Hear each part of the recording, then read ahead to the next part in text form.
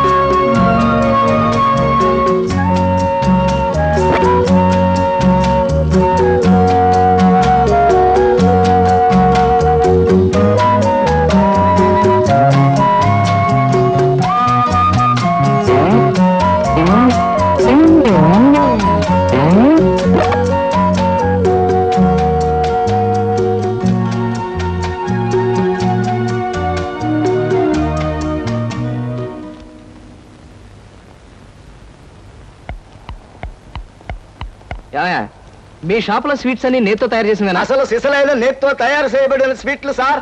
ఓహో, మరేం లేదయ్యా, రేపు పెద్ద పార్టీ ఉంది, దానికి ఆర్డర్ ఇద్దామని. ఏ షాప్ అయితే బెటర్ గా ఉంటుందా అని ఆలోచిస్తున్నాను. తినచూడండి సార్, మీకే తెలుస్తుంది. ఒరే, ఒక స్వీట్ పెద్ద ఆర్డర్లకి కమిషన్ కూడా ఇస్తామండి.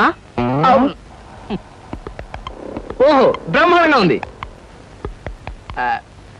ఇదిగో, నీకు ధనలక్ష్మి ఏజెన్సీస్ తెలుసా? ధనలక్ష్మి తెలుసండి. తెలుసా? పక్క వీధిలో బస్ స్టాండ్ పక్కన 10వ నెంబర్ ఇల్లే కదండి. కరెక్ట్ అయ్యా బాబు. అమ్మయ్యా, ఇదిగో అక్కడ రేపు పార్టీ. కుర్రాడికి అడ్వాన్స్ ఇచ్చి పంపిస్తాను. 10 కేజీలు స్వీట్ బ్రహ్మాండంగా ఉండాలి. 10 కేజీలు. ఓ మైసూర్ పాకు. ఈ మైసూర్ పాకు ఏంటి సార్? పాలకోవా కూడా తీసుకోండి. Thank you. స్వీట్ మాత్రం బ్రహ్మాండంగా ఉండాలి. చాలా బాగుండాలి. బాగా చేద్దాం. ఏమండి అడ్వాన్స్? ముక్క పీకడానికెందుకురా తొందర, చిందర వందరే. ఇదిగో, దొంగ కోళ్ళ నా ముక్కలు చూస్తే నేను ఒప్పుకోను. అయినా మీ చేతిలో ముక్కలు పెట్టుకుని నా చేతిలో ముక్కలు చూస్తారేంటి? నా ముక్కలు ఎప్పుడైనా చూసుకోవచ్చు కదరా. ముందు నీ ముక్కలు చూస్తే ఒక పని అయిపోతుంది కదా.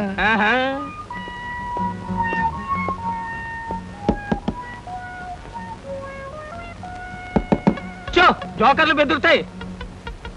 ఇదిగో బాబు, ధనలక్ష్మి ఏజెన్సీస్ ఆపరేటర్ గారు ఉండేది ఎక్కడ? వేసుకో ముక్క, చూపిస్తాను. షో తర్వాత చూపించవచ్చు కానీ ఆపరేటర్ గారు ఎక్కడున్నారు చెప్పవయ్యా. ఇదిగో ముక్క ఖర్చేయండి. ఏం ఖర్చు చేయడం ఏమిటో. మీలాంటి చెత్త మనుషులు పెట్టుకున్న ఆపరేటర్ ఎవరో గానీ త్వరలో ఆఫీస్ మూసేసి అర్జెంట్ గా పేకాట క్లబ్ పెట్టుకుంటాడు బాబు. పోనీ నువ్వు. లాభం లేదు. Yes, Dhanalakshmi agencies operator Koteswararao speaking. అవునవునవును, మీకు సరుకు పంపించాలి. కాకపోతే సేల్స్ మెన్ ప్రాబ్లం వల్ల వెంటనే పంపించలేకపోయాను. అలాగే త్వరలోనే పంపిస్తాను. Okay sir. ఆపరేటర్ గారు మీరా? ఈ అవతారం చూసి బండలో తరుకున్నాను, నన్ను క్షమించండి సార్. మన్నించండి, ఆట అయిపోయింది. వీరెవరు సార్? మీ అసిస్టెంట్ మేనేజరా? కాదయ్యా, వీడు నా ప్యూన్ గాడు. నేను ఇచ్చే జీతం డబ్బులు కాక కనీసం నా దగ్గర నెలకి ప్యాకెట్లో 200 రూపాయలైనా ఖర్చు చేస్తాడు. మీరు ప్రొపరైటర్ అయ్యుండి ఆఫ్టర్ ఆల్ ప్యూన్ తో ప్యాకెట్ ఏమిటి సార్? చూడవయ్యా, ఆఫీస్ టైమ్స్ అయిన తర్వాత ప్రొపరైటర్ ప్యూన్ అనే తేడా లేదయ్యా, అందరూ సమానమే. అవును, ఇంటర్వ్యూకి వచ్చినట్టున్నావు. నీ పేరేంటి? కృష్ణ సార్. ఇంటర్వ్యూ కని పొద్దుననగా బయలుదేరి ఇప్పటికి చేరుకున్నాను సార్. మీరేమీ అనుకోనంటే ఒక్క మాట అడుగుతాను సార్. ఇంటర్వ్యూ కని పిలిచిన అడ్రస్ లో గాంధీనగర్ పక్క, కమలా థియేటర్ వెనకాల, రాముల వారి గుడి ముందు అని అర్థం పర్థం లేని అడ్రస్ ఇచ్చారేమిటి సార్? చూడు కృష్ణ, నేను ఇవ్వాలనుకున్నది సేల్స్ మెన్ ఉద్యోగం. సేల్స్ మెన్ అనేవాడు ఊరంతా తిరగటం, ఎలాంటి అడ్రస్ అయినా పట్టుకోగలగటం మొదటి క్వాలిఫికేషన్. ఆ క్వాలిఫికేషన్ ఉన్నవాడే ఇక్కడికి రాగలడని అడ్రస్ అలా ఇచ్చాను. 8 మందికి గాను నువ్వు అక్కడ వచ్చావు కనుక ఫస్ట్ టెస్ట్ లో పాస్ అనేట్టు. Thank you sir, thank you very much. Second test ఏమిటి సార్? అచ్చు యంత్రాన్ని కనిపెట్టింది ఎవరయ్యా? అచ్చు యంత్రాన్ని జాన్ గ్యూటన్బర్గ్. కరెక్ట్. మొఘలాయి సామ్రాజ్యాన్ని స్థాపించింది ఎవరు? బాబరు. కరెక్ట్. జపాన్ కరెన్సీని ఏమంటారు? యంగ్. కరెక్ట్. సార్, మీరు అడిగిన ఒక్క ప్రశ్నకి నాకు సమాధానం తెలియదు. మీ ప్యూన్కి అన్నీ తెలుసు. నాకంటే అతనే బెటర్ అనుకుంటాను మీ సేల్స్ మెన్ ఉద్యోగానికి. నేను వేసిన అక్కర్లేని ప్రశ్నలకు జవాబులు తెలుసు కనుకే వీడు జవాన్ పోస్ట్ లో ఉన్నాడు. ఇలాంటి ప్రశ్నలకు జవాబులు తెలియకపోవడమే సేల్స్ మెన్ క్వాలిఫికేషన్. కనుక నువ్వు 2వ టెస్ట్ లో కూడా పాస్ అయ్యావు. ఇక 3వ క్వాలిఫికేషన్ ఏమిటంటే మన సరుకుల గురించి అబద్ధాలు చెప్పడం. ఏది? ఒక్క అబద్ధం గబుక్కుని చెప్పు. మీరు భలే అందంగా ఉంటారు సార్. అసలేవయ్యా నా గురించి కాదు, నేను అడిగేది అబద్ధాన్ని గురించి. నేను ఇంతకు ముందు చెప్పింది అబద్ధమే sir. Correct correct correct. You are appointed as the salesmen. రేపే వచ్చి డ్యూటీలో జాయిన్ గా. Thank you sir.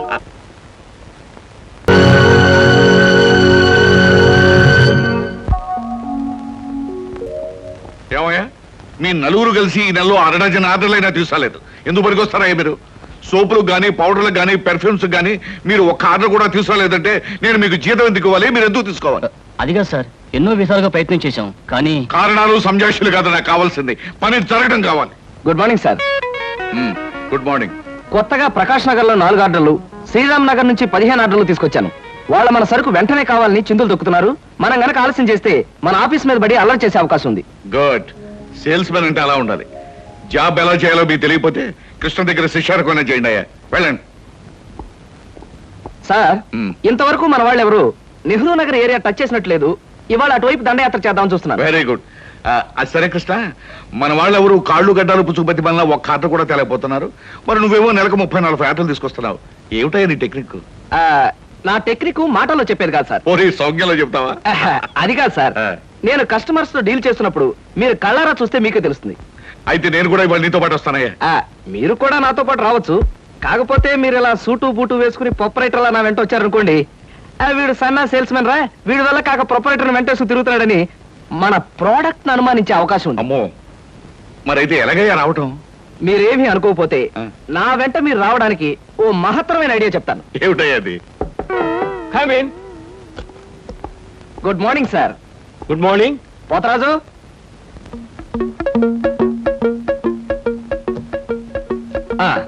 మీరు కొత్తగా పెట్టిన ఈ సూపర్ మార్కెట్ చూస్తుంటే నా మతి పోతుంది సార్. అసలు మీ సూపర్ మార్కెట్ దెబ్బకి సిటీలో ఉన్న సూపర్ మార్కెట్లని ఫ్యాట్. Thank you. By the way, నా పేరు Krishna, Dhanalakshmi agencies sales representative ని. Glad to meet you. Very nice to meet you sir. వీడు మా బాయ్. అదే పోతరాజు, నా పర్సనల్ అసిస్టెంట్. మీరు వచ్చినందుకు నాకు చాలా సంతోషం. రండి కూర్చోండి. Thank you.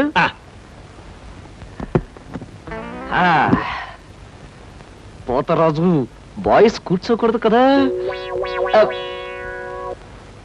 అలాగే నిలబడతానులేండి. సార్, మా ప్రోడక్ట్స్ అన్ని కొంచెం మంచినీళ్ళు ఇప్పిస్తారా? బాయ్ బయటికి వెళ్ళాడు. ఒరేయ్, ఆ? నన్ను ఊరే అంటావా? పోతరాజు, బాయ్స్ ని అరే ఒరే అనక అయ్యా ఏమండి అనరు కదా. అవునవును, నేను బాయ్ని కదా. జగ్గులో వాటర్ ఉంది, అయ్యగారికి తెచ్చి. నేను నీళ్ళు తీసుకొచ్చి వాళ్ళ.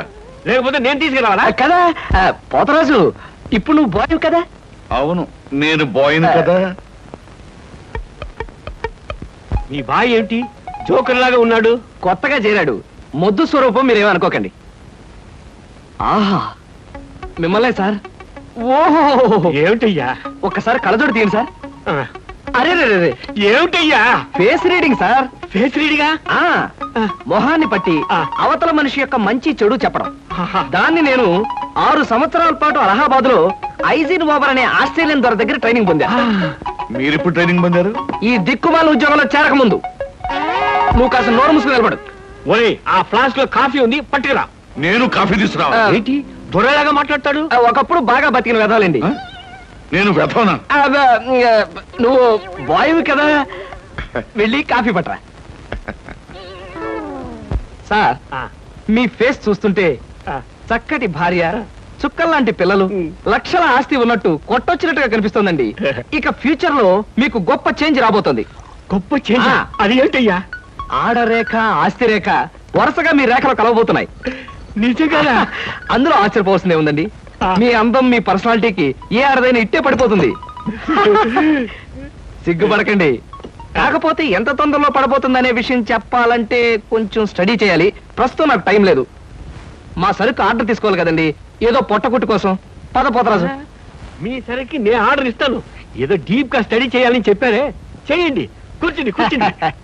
ముందా ఆర్డర్ సంగతి ఏదో మనం తేల్చేస్తే ఆ తర్వాత మీ ఫేస్ రీడింగ్ గురించి నేను తేల్చేస్తాను. ఆర్డర్ తీసుకోండి. ఇంకా ఏం కావాలి? ఓ ఫ్రూట్ సాలెడ్. Fruits order. వద్దులే, నేనే వెళ్ళి తీసుకొస్తాను. థ్యాంక్స్ రా. ఆ?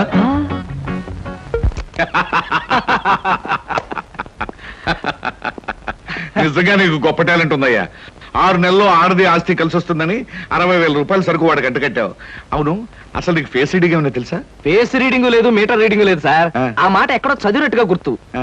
ఏ మనిషికైనా ఆస్తి అమ్మాయి అప్పనంగా కలిసి వస్తుందంటే సంబరంగానే ఉంటుందిగా. ఆ. ఆ వీక్నెస్ పాయింట్ పట్టుకుని వాడి చిత్త కొట్టేశా.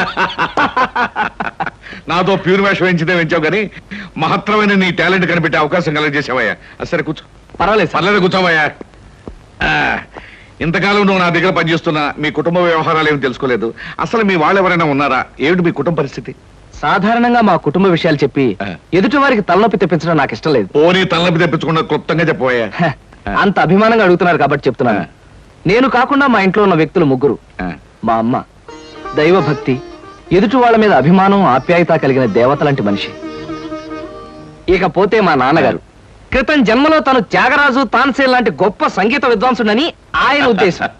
తన రాగాలతో ప్రజలందరికీ రోగాలు తెప్పిస్తూ తన ఆలాపంతో ప్రజలందరినీ హాహాకారాలు చేస్తుంటే పేటలో ఉన్న వాళ్ళందరూ గొంతు పిసిగేస్తామని వాళ్ళ నిర్ణయం తెలియజేశారు. దాంతో భయపడిపోయి ఆయన బాత్రూమ్ లోనే పాడుకోవడం హాబీగా పెట్టుకున్నారు. ఆ సుగుణమే కాకుండా పేకాట పిచ్చి కూడా ఉంది. పని పాట లేని వాళ్ళందరితో చేరి పేకాట్లో ఎప్పుడు ఓడిపోవడమే కాకుండా అప్పుడప్పుడు తన బట్టలు కూడా తాకట్టు పెట్టేస్తుంటారు.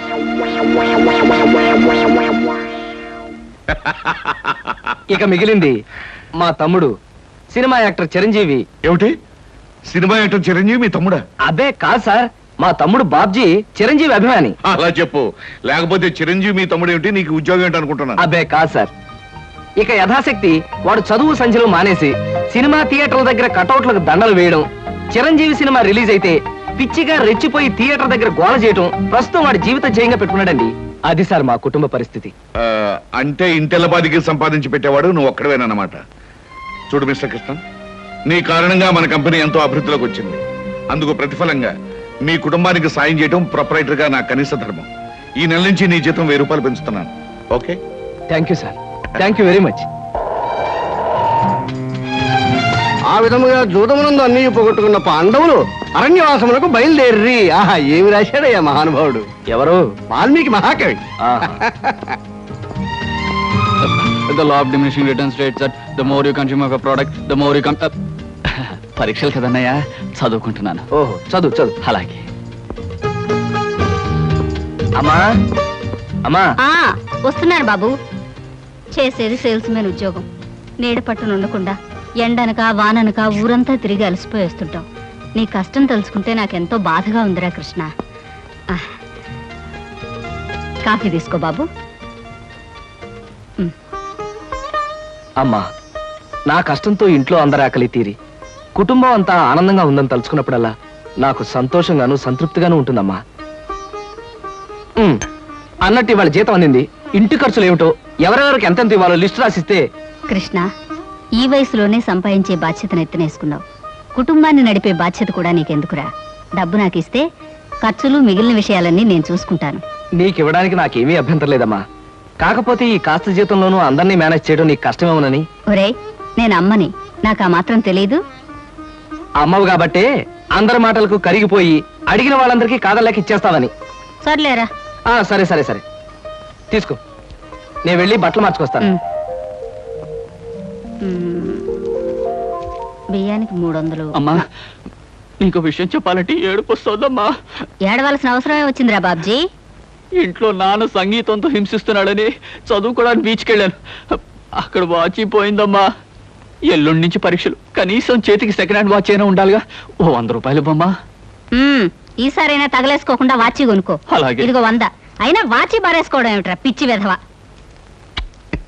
ఇదిగో పార్వతి, ఇందాక వీధిలోంచి వస్తుంటేను కొందరు పెద్ద మనుషులు కనిపించి త్యాగరాజోత్సవాల దగ్గరికి వస్తున్నాయి కదా, నా వంతు ఓ 500 రూపాయలు విరాళంగా ఏమని భైరవ రాగంలో బావురమన్నారే. 500? నేను ఇలాగే అన్నాను. మీరిస్తాను ఒప్పుకున్నారా? కుటుంబం బరువు బాధ్యతలు తెలిసిన వాడిని నేను ఎందుకు మాటిస్తానే. కావాలంటే 2 లేక 300 విరాళంగా ఇస్తాను. ఆ రోజు ఉచితంగా కచేరీ చేస్తానని మాటిచ్చాను. పైసా కూడా అడగం. మీ కచేరీ మాత్రం వద్దు బాబు అని దండం పెట్టుంటారు. అంతేనా? కమాతు రాగంలో కాళ్ళు చేతులు వెరక్కొడతాను. నా కచేరీ అంటే బొత్తిగా భక్తి శ్రద్ధలు లేవు. ఆఖరి మాటగా 200 రూపాయలు విరాళంగా ఇస్తాను అన్నానే. ఇవ్వకపోతే బాగుండదు, ఆ తర్వాత నీ ఇష్టం. చారాస్వామి నిన్ను ఆశీర్వదిస్తాడు. 3, 4, 5. అమ్మగారు పాలకు డబ్బులండి. అమ్మగారు పచారీ సామాన్ డబ్బులండి. అమ్మగారు నా జీతం అండి. అమ్మగారు పాలకు డబ్బులండి. అమ్మగారు పచారీ సామాన్ డబ్బులండి.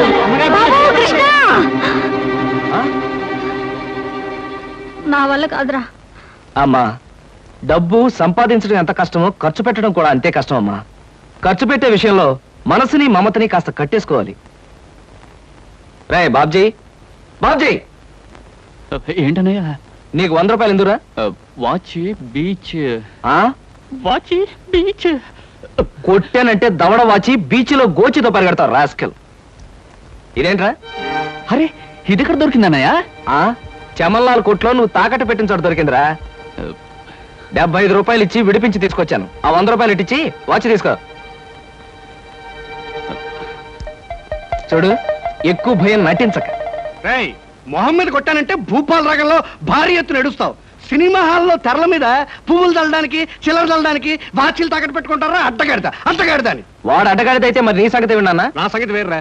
ఏమిటి, త్యాగరాజోత్సవాలు జరిగి నెల కూడా కాలేదు, మళ్ళీ త్యాగరాజోత్సవాలు ఎక్కడి నుంచి వచ్చానన్నా? అవి త్యాగరాజోత్సవాలు కాదురా, సంగీతం నీకు తెలీదు. అవి రాగరాజోత్సవాలు. మాయ రాగరాజోత్సవాలు. సరే, పేకాట ఆడడానికి ఇంట్లో అబద్ధం చెప్పి డబ్బు తీసుకోవడానికి సిగ్గుపడాలన్నా. రేయ్, నువ్వు చెప్పుడు మాటలు నుంచి చెడిపోతున్నావురా. నేను ప్యాకెట్ ఆడుతున్నాను ఎవరు చెప్పారా నీకు? ఎవరు చెప్పారా? ఎవరు చెప్పారు? చెప్తా. చెప్పు. హ, పిచ్చివాడు. ఆ మూట ఏమిట్రా? ఈ మహానుభావుడు పేకాట్లో ఓడిపోయి బట్టలన్నీ తాకట్టు పెడితే విడిపించి తీసుకొచ్చాను. అవ్వా, ఓహో, అందుక ఇందాక పేపర్ అడ్డం పెట్టుకుని గదిలో పరిగెడుతున్నారు. ఏమండి? మొగుడు ఏమైనా అంటే కళ్ళు పోతాయే. ఇక నేను చెప్పాల్సింది ఏమీ లేదురా. ఇదిగో 200 రూపాయలు. 100 రూపాయలు ఇవ్వరా. పితృభక్తి లేదు. చూసావమ్మా, ఖర్చు పెట్టడంలో నీకు నాకు ఉన్న తేడా. నువ్వెంతో కష్టపడి తెచ్చి డబ్బు వెళ్ళిలా తగలేస్తారని నేను ఎలా అనుకుంటానురా?